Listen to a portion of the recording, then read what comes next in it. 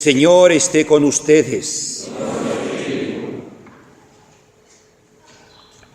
Del Santo Evangelio según San Mateo. En aquel tiempo, los 11 discípulos se fueron a Galilea y subieron al monte en el que Jesús los había citado. Al ver a Jesús se postraron, aunque algunos titubeaban. Entonces Jesús se acercó a ellos y les dijo: Me ha sido dado todo poder en el cielo y en la tierra. Vayan pues y enseñen a todas las naciones, bautizándolas en el nombre del Padre y del Hijo y del Espíritu Santo, y enseñándolas a cumplir todo cuanto yo les he mandado. Y sepan que yo estaré con ustedes todos los días hasta el fin del mundo. Palabra del Señor. Se pueden sentar.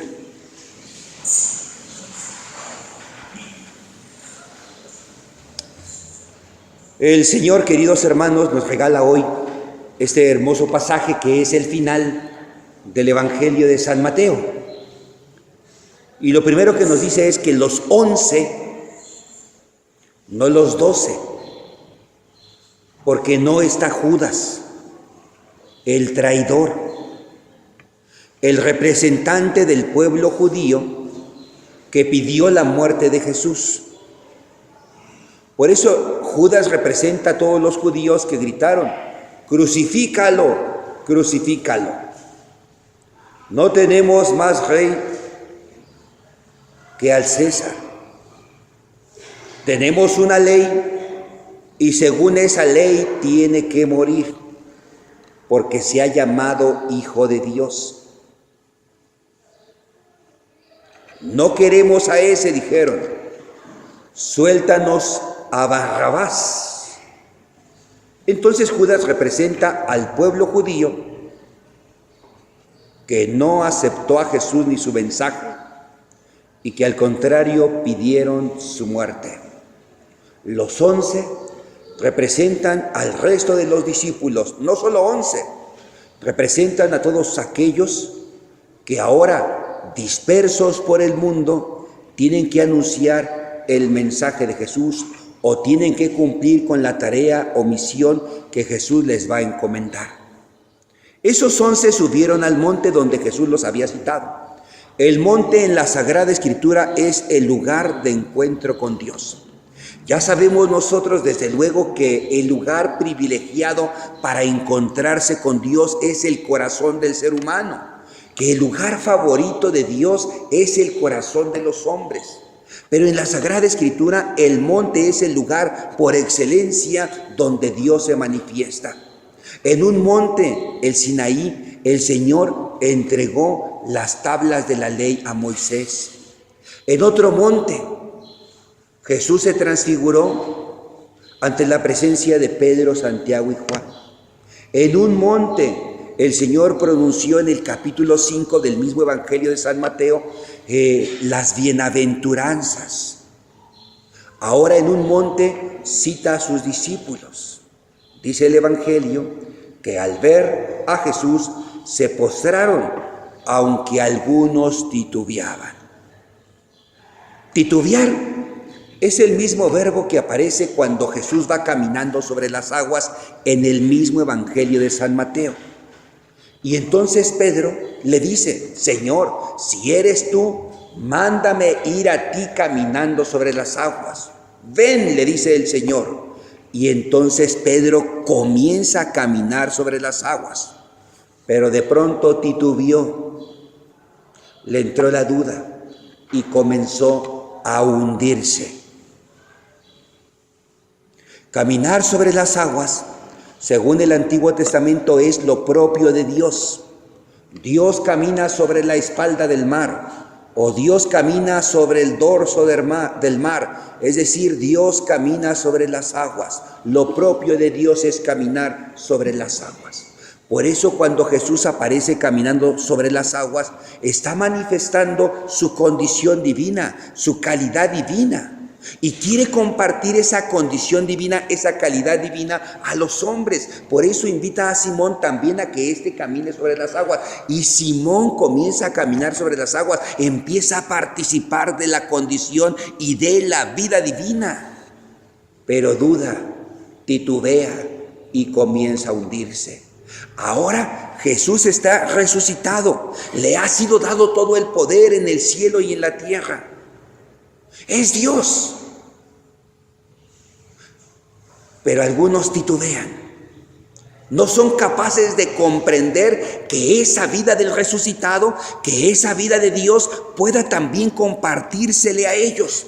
El Señor los invita al monte. El monte es la esfera de lo divino. Y ahí en la esfera de lo divino el Señor quiere contagiarlos y compartirles su misma vida divina para que los discípulos también tengan la vida de Dios en sus corazones. Pero algunos no se consideran capaces, no lo alcanzan a entender del todo. Por eso dice el Evangelio que algunos, sin embargo, titubearon.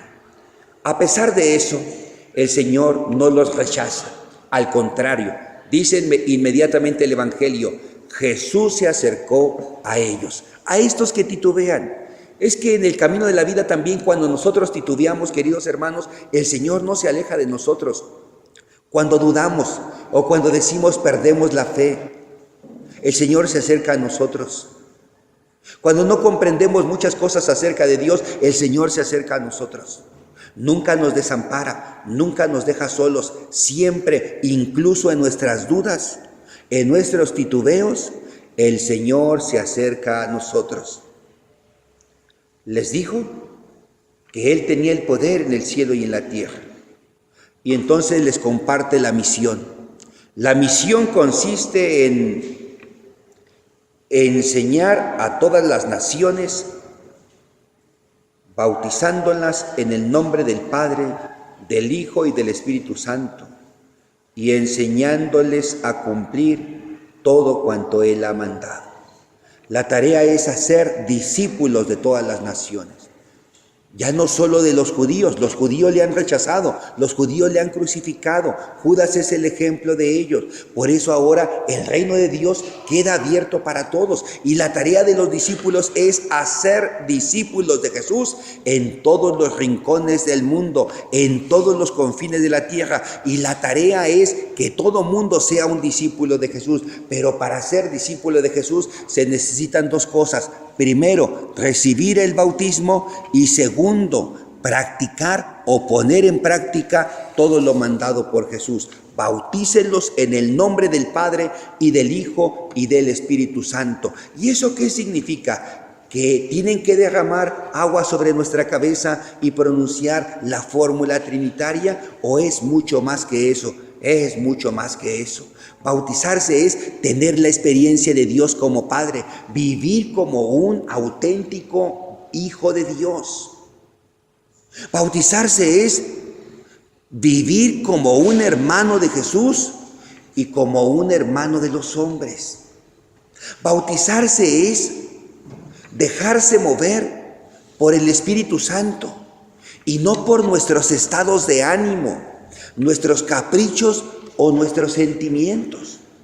Porque con tristeza descubrimos, queridos hermanos, que aun cuando hemos recibido el sacramento del bautismo, no vivimos como hijos de Dios, no nos comportamos como hijos de Dios, no damos testimonio a los demás de que somos hijos de Dios, no somos reflejo de Dios en el mundo. Aunque estamos bautizados, descubrimos, queridos hermanos, que no vivimos como hermanos de Jesús, ni como hermanos de nuestros hermanos. Y con tristeza descubrimos, amadísimos hermanos, que aunque estamos bautizados, no dirigimos nuestra vida según las mociones del Espíritu, sino según nuestro estado de ánimo. Si amanecemos de buenas, pues qué bien. El problema es que si amanecemos de malas, pues nos desquitamos con todo mundo. Y no nos dejamos guiar por el Espíritu de Dios. Muchas veces más bien nos dejamos guiar por nuestros propios caprichos, nuestras propias ideas, nuestros sentimientos o nuestros estados de ánimo. Muchas veces nuestros sentimientos controlan nuestra vida. Nuestros estados de ánimo controlan nuestra vida y no el Espíritu de Dios. Por eso tenemos que permitirle al Espíritu Santo, al Espíritu de Dios, mover nuestra vida. Eso es estar bautizado. Eso es comenzar a ser discípulo de Jesús. Luego dice el Evangelio, enseñándoles a guardar todo lo que yo les he mandado, a practicar. No se trata de aprender una enseñanza, una doctrina, un catecismo, unas verdades, unos dogmas, una teología, no. No se trata de aprender unas normas o unas rúbricas, no. Se trata de poner en práctica lo mandado por Jesús. ¿Y qué es lo mandado por Jesús en el Evangelio de San Mateo? Las bienaventuranzas. Por eso la vivencia de las bienaventuranzas asegura que somos discípulos de Jesús. Dichosos los que eligen ser pobres. Tienen a Dios como Rey. Es decir, cuando nosotros renunciamos a la ambición, a la codicia, cuando nosotros no acaparamos bienes para nosotros mismos, sino que somos solidarios, generosos y compartidos de manera libre, estamos siendo discípulos de Jesús. Bienaventurados los que trabajan por la paz. Cuando nosotros realmente, queridos hermanos, renunciamos a toda violencia y tratamos de vivir en comunión con los demás y compartiendo la vida con los demás, construyendo verdaderamente la paz, estamos siendo discípulos de Jesús. Cuando tenemos limpio el corazón, también tenemos limpias las manos y tenemos limpia la mirada. Y cuando trabajamos en la bienaventuranza de la limpieza del corazón, demostramos que somos discípulos de Jesús, nos vamos convirtiendo en discípulos de Jesús. La bienaventuranza, sean misericordiosos, dichosos los misericordiosos, obtendrán misericordia. Cuando nosotros somos misericordiosos con los demás, queridos hermanos, estamos siendo verdaderos discípulos de Jesús. La misión de los discípulos a quien Jesús congregó en el monte fue entonces que todos vivan una experiencia del amor de Dios y se sientan hijos, que vivan como hermanos de sus hermanos porque son hermanos de Jesús, que orienten su vida según el Espíritu de Dios y no sus estados de ánimo, y que pongan en práctica, que lleven a la vida las bienaventuranzas, que las bienaventuranzas no estén en la cabeza, sino en la vida diaria, en la práctica. Quien vive las bienaventuranzas es un auténtico discípulo de Jesús. Dijéramos nosotros, qué difícil es vivir todo esto. Cierto, es difícil. Nadie dijo que ser cristiano era una cosa sencilla. Y si alguien te dijo que ser cristiano era algo fácil, queridos hermanos, se equivocó, les mintió. Ser cristiano es una cosa sumamente difícil, pero hermosa, plenificante, llena de vida. Porque al final experimentamos en nuestra propia vida lo mismo que Jesús dice al final del Evangelio. Yo estaré con ustedes todos los días hasta el fin del mundo.